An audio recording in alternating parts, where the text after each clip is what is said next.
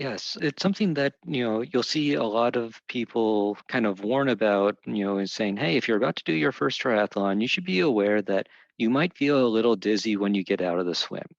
That's not something I'd ever actually experienced in a triathlon, but I don't know if it was something about how cold the water was or what it was, but there was no way that either of us were going to pass a field sobriety test. Welcome to the Find Your Edge podcast. Get ready to dive into all things training, nutrition, recovery, and more. Whether you're a new or experienced endurance athlete, a weekend warrior, or someone who just wants to improve your health and fitness, this podcast is for you. I'm Chris Newport, founder, head coach, registered dietitian, exercise physiologist, and certified personal trainer with the Endurance Edge and the Fueling Edge. With more than 20 years experience in the fitness industry, 18 years in multi-sport, and over 10 years as a sports nutritionist, I'm speaking with athletes and experts about key actionable steps you can take to reach and sustain peak performance and health. Let's do it. Welcome back to the Find Your Edge podcast. I am your host, Chris Newport, and I am here today to talk to one of our athletes and weird myself too, because we just did a really cool race and I thought everybody needed to know about it. So Josh, you started it. You started this whole process. It really started years ago, but you weren't involved. I read about it. I read about SwimRun in Triathlete a couple years ago. And then when I saw one in North Carolina, I just said, why not give it a try? So I started asking around who would be interested in doing it. And this was, I think it was November, wasn't it? 2020? So sometime around then, yeah. Yeah. So, and I remember you putting that out there on Facebook and I was like, me? So the dream team was born. Do you know the background on SwimRun? 4 drunk Swedes came up with it at a bar one night. So I feel like we fit that profile really well. Or not at all, but that's okay. So had you been thinking about this for a while, or was it just that you saw a race come up and were thinking about it? Well, like I said, when I first read about it a couple years ago, I was kind of intrigued, but I didn't put too much thought into it till I saw a race local. I was like, okay, maybe this is a real possibility. Yeah. And you have to have a partner. Yes. Correct? Yeah. SwimRun is entirely a partner event. Yeah. So sorry, all you triathletes or people who like to do individual sports, you have to have somebody with you to do this, which I feel like it makes it more fun. But I also have a background in team sports. So tell us about your background in endurance sports. I've been competing in triathlons for about 15 years now or so. I did a couple running events before then, quickly realized I really can't run very well at all.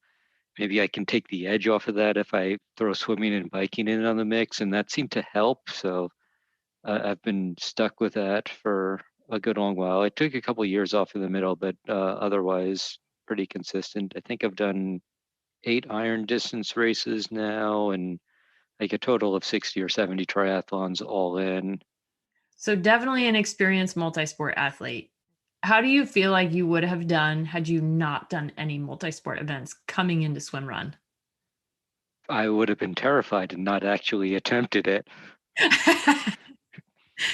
No, I remember my very first triathlon.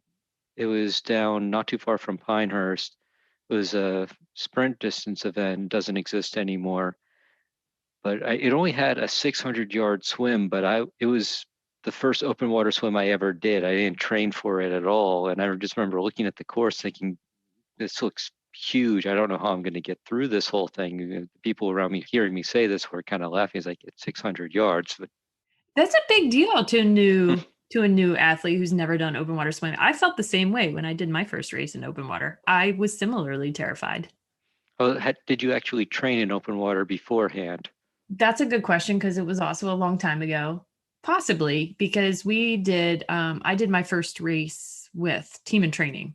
So their big thing was like group triathlon training. We definitely trained in the pool. Right. But I remember us doing a quote unquote training race for our actual race. So we did White Lake as a training race leading up to also a race that doesn't exist anymore out in Charlotte. So, but that was a big deal. So, what were the distances of this particular swim run for comparison of your sprint 600 yards that terrified you? There were 8 run segments, 7 swim segments. All in, it was about 2.7 miles of swimming and right around 10 miles of running. The individual segments were as short as about 50 meters. Like the last swim segment, I think we probably could have walked if we wanted to. And there were some similarly short run segments with one long run segment in the middle of about 5 miles. And that was the short course. Yeah, that was a short course race. There was a long course out there as well. I think that tacked on like an extra mile swim and like maybe 4 or 5 miles of running. Does that sound right? Something like that, yeah. Like it's the same course up until near the end of the long run where we turned and went into the water and they kept running for another couple miles and had a couple other swim segments to get back where it rejoined before the last long swim segment. And that one swim segment was about a mile long. Yeah. And I know you did not really enjoy that one. I have no idea what you're talking about. No, we definitely have to touch on that last little swim section. That was the closest I got to like wanting to punch you in the face. The rest of the time it was totally fine. But we'll get to that. So stay tuned. So there were 2 segments and this was at the end of April in 2021. So just FYI for all of you. So tell us what the weather conditions were, Josh, on race morning. On race morning, getting ready, it was perfectly fine if we were going to go out for a run. Yeah. It was nice and cool, not too cold. You know, the wetsuits kept us warm, so it really wasn't too cold for running. I think it was 46 at the start, if I Yeah, remember right. Yeah. something in that range. And the air temperature really didn't get much higher than that all day. It Yeah. was cloudy and kind of rainy. The rain didn't get too hard, although some of the long course athletes did get some pretty heavy rain, but we never really got it too bad. Either that or it hit while we were swimming and we didn't notice. One of the two. Yeah. But yeah, then they announced the water temperature. They did a couple of readings. It ranged from 58 to 62. Which for all of you out there who know or may not know water temperature, it's cold. So we'll just It's a good 20 to 8 to 16 degrees below the threshold at which USAT will let you wear a wetsuit. yes. And a typical pool, if it's managed and generally indoors, is somewhere around 80 to 82. So just for some comparison's sake. Okay. So the water was a little chilly, the air was chilly. In preparation for the race, there was some gear stuff. So let's talk about that. You made a good list beforehand. But one thing that's not on here, oh yeah, no, it is. Talk about your sunglasses first. I wear prescription glasses. I do not have contacts. I don't have LASIK or anything else. And my vision is pretty awful. About a year ago, I switched to prescription goggles, and they have helped my open water swimming tremendously. It's But weird when you can see. I managed to get by without them for 14 years. Not too bad. But going into swim run, this added a new complication because I needed to have both my goggles and some form of prescription eyewear that I could wear during running. My first thought was I might be able to just wear my prescription goggles all the way through. So I did a test run with that. And it took about a quarter mile for them to just completely fog up and be unusable while running. So that plan didn't last long. So then I started looking into trying to figure out how I can carry a pair of glasses with me while swimming and I'd also have to carry my goggles while running, but that's a much easier problem. Eventually, I settled on drilling a couple holes in the arms of my sunglasses, attaching an old goggle strap, and essentially turning them into a pair of goggles.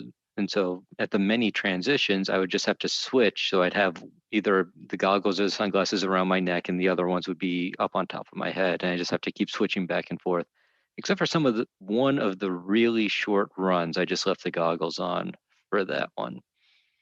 So, all of you triathletes out there, and also my husband was confused about this. So, there is no transition area. Just to be very clear on that. What you start wearing from like what you are in from the start, you have to take with you the entire time. It all has to be on your person. So I remember the day before the race, and my husband and I took the kids and the dogs and we went camping. And I remember him being like, well, why don't you just leave your sunglasses in transition? I was like, have you been paying attention at all? Because you rigged up my sunglasses too to be able to do the same thing, but it just ended up being overcast that day. So I opted to not have them. So you had something around your neck the whole time. Did that bother you? Not at all. I barely even noticed it. I had done a practice swim with the sunglasses around my neck just to make sure that everything would be okay, and that was so. There is the classic rule of nothing new on race day, which we kind of followed, but didn't quite completely, and that led to its own issues. But I knew the glasses were going to be an issue, and I absolutely had to test those out. Yeah. All right. So we got the sunglasses/glasses issue. Let's do wetsuits. So that is a requirement for the races. You actually bought like a whole new wetsuit. Yeah. So I now have 3 wetsuits. I have 2 triathlon wetsuits, and then I have the swim run specific wetsuit.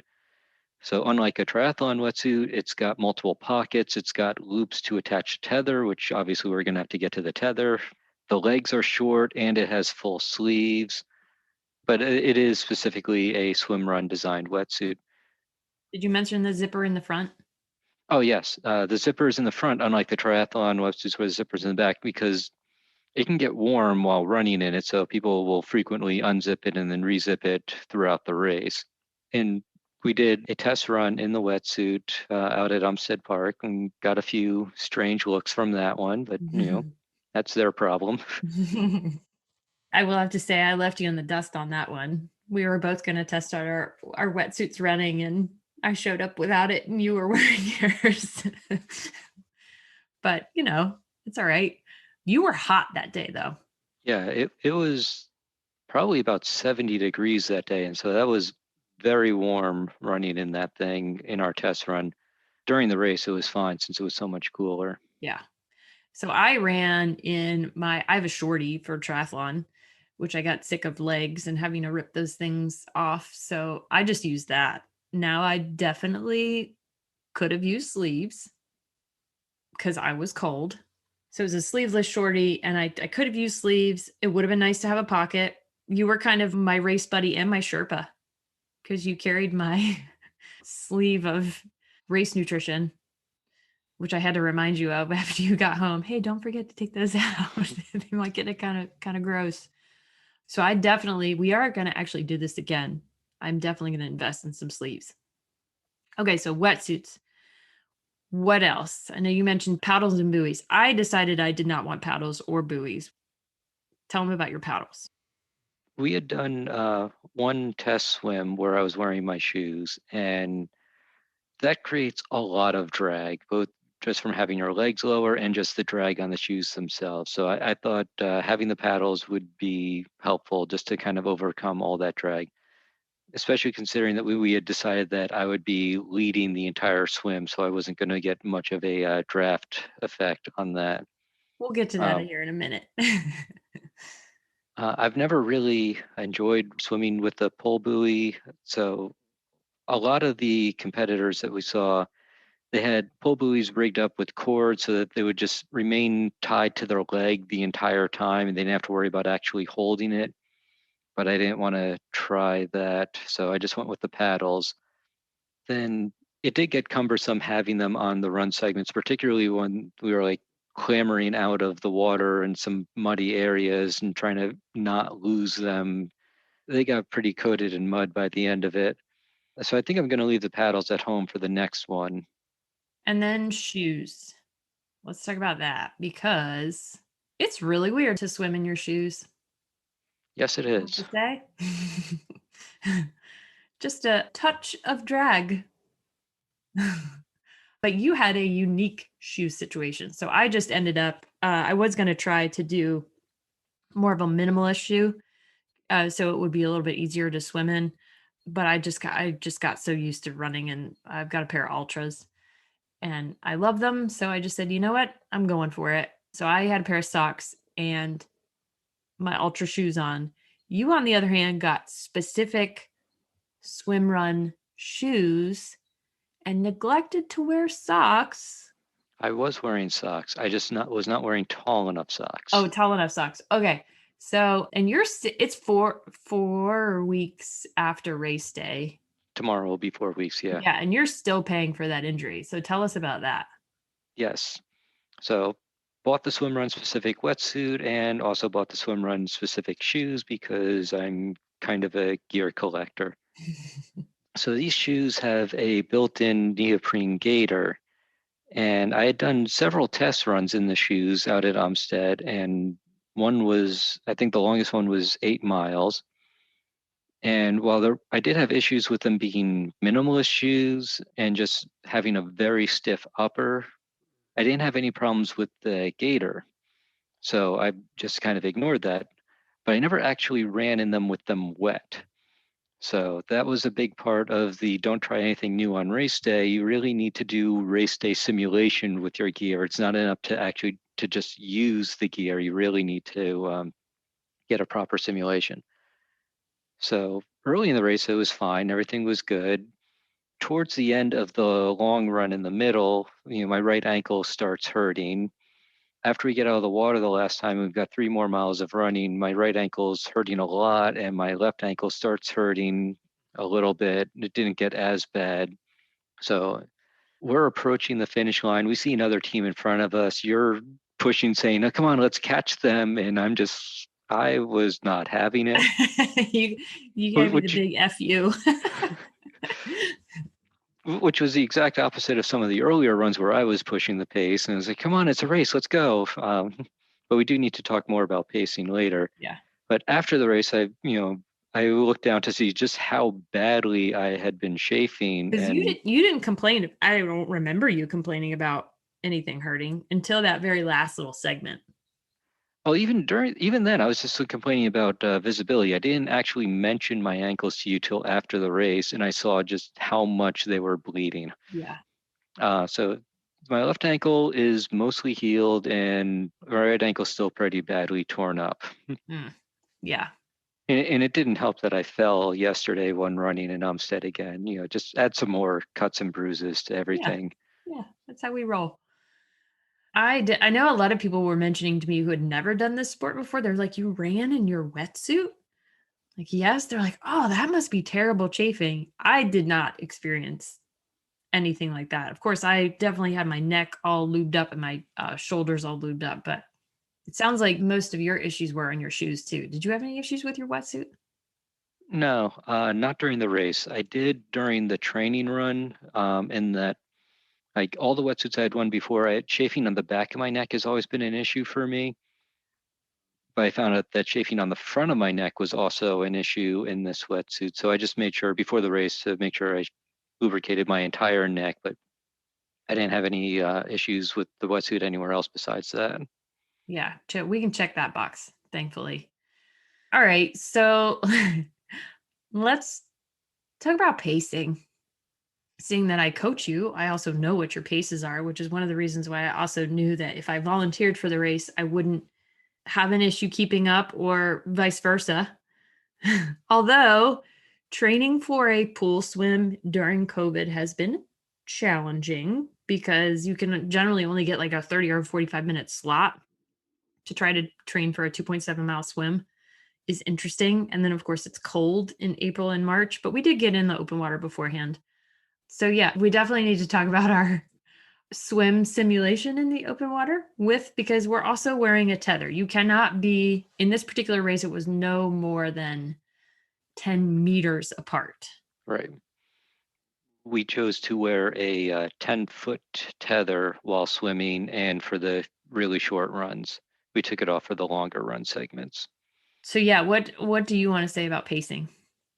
Well, I was just going to talk about, level of effort and kind of going after the pace. So because this was such a new event for both of us, like we really had to hold back and, make sure that we would be able to comfortably finish.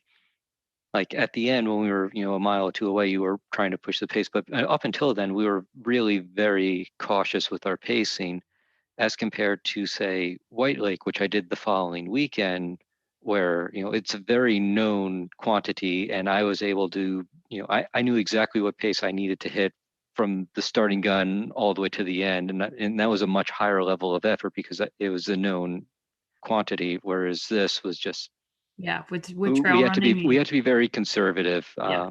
For the next one, we'll probably be able to be a bit more aggressive in our pacing. Although the next race is going to be interesting from more of like a terrain perspective and a little less swimming, which I'm not particularly sad about. But Well, in a sense, it's a lot less swimming because while it's about 2 miles of swimming total, the biggest swim segment is downstream in a river. So it's really going to be more like a mile of swimming. amen. Maybe this time I'll. Oh, I was going to say maybe this time I'll swim next to you. No, that was a horrible mistake. So let's go there. We tested our open water swimming, and when we first put the tether on, I tried swimming next to you, and that was very terrible because I didn't really think that the tether being like side to side, like, well, you can't stroke on one arm. So that took me a little bit of getting used to. And then I just ended up falling right behind you, which ended up working great. I tell you what, drafting, A, and B, having this little green line to follow is pretty awesome. So we decided then, and you were very diplomatic in the way that you told me that I should be in the back. We decided then that I was going to draft for all the swims. And I feel like that worked out fine. So you had the job of sighting, of figuring out which way we were going. So Well, our test swim wasn't really a fair test because that was your test swim wearing shoes, whereas I had worn my shoes the previous week and wasn't interested in doing that again. So I did have a significant advantage. So there was a lot more pulling and dragging during our test swim than there was during the race. Like the tension on the tether was a lot less during the race than it was in our test swim. yeah, so I pulled out some miracles in those couple of weeks to be able to prepare for that. But from a tethering perspective, that was also an opportunity to, because I don't have any hooks on my wetsuit and you do. So we had to wear like a belt and we had some issues with that, like getting overly loose or like where does it sit? I was gonna maybe like sew one into my wetsuit. But anyway, we settled on that. And the very first time we got in the water, because the first run was like a little bit less than a mile. About that, yeah. And then we went to get in the water. So we had to get all, prepped, ready to go. I can tell you what my first sense of hitting the water was, but what was your first thought when you got in the water? And no F Uh, bombs. I thought it was a little chilly, and I'm not being diplomatic in my language. I honestly didn't think it was as terrible as you seem to think it was. My face hit the water and I was like, oh my word, it's so cold. So I had a lot of mantras in my head about it's feeling hot, hot, hot. I had all kinds of stuff going in my head to try to convince myself, like, it is not cold. It is not cold. But then we finished that. So that was a relatively long No, segment. I think that was about 1,000 meters Okay, yeah. for the first swim. Yeah. And then something happened when we got out of the water. Do you want to describe that? Yes, it's something that, you'll see a lot of people kind of warn about, and saying, hey, if you're about to do your first triathlon, you should be aware that you might feel a little dizzy when you get out of the swim.